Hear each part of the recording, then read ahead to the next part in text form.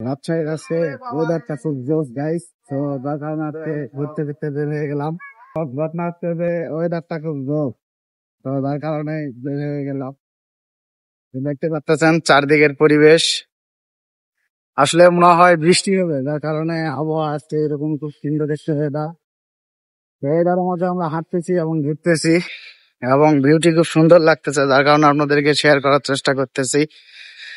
আর জায়গাটি কোথায় হতে পারে আপনারা একটু সবাই কমেন্টে জানিয়ে দিন, কে কে চিনতে পারতেছেন। আর ওয়েদারটা তো দেখুন একদম।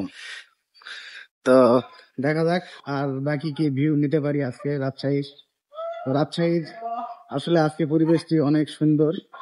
তো চলুন দেখা যাক বাকি জায়গাগুলো সাইডে। যদিও বা রাজশাহীতে বেশ কিছুদিন ধরে গরম চলতেছিল, তো আজকে ওয়েদারটা মার্শাল্লাহ খুব সুন্দর, যার কারণে বিকেলে বের হয়ে গেলাম ওয়েদারটি উপভোগ করার জন্য। আর চারদিকে বাতাসে যেন গা মন প্রাণ একদম সব জুড়িয়ে যাচ্ছে। তো ভিডিওটি শেষ পর্যন্ত আমার সঙ্গেই থাকুন এবং পুরো ভিডিওটি উপভোগ করুন।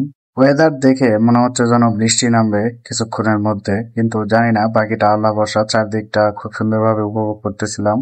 আর বৃষ্টি মনে হয় আজকে রাতে হয়ে যেতে পারে ইনশাআল্লাহ। যদিও বা বেশ কিছুদিন ধরে গরম ছিল, কিন্তু মাশাআল্লাহ আজকের ওয়েদারটি আসলে গতকাল রাত থেকে রাজশাহীর আবহাওয়াটা অনেক সুন্দর হয়েছে।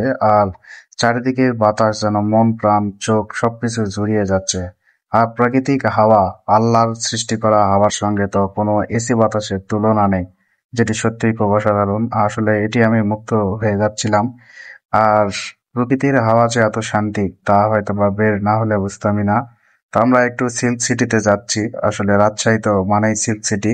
তো সিল্কের মধ্যে একটু প্রবেশ করলাম। আসলে সিল্কের ওয়েদারটাও মার্শাল্লাহ খুব সুন্দর, কারণ সিল্ক হচ্ছে রাজশাহীর মধ্যে একটি ফাঁকা জায়গা।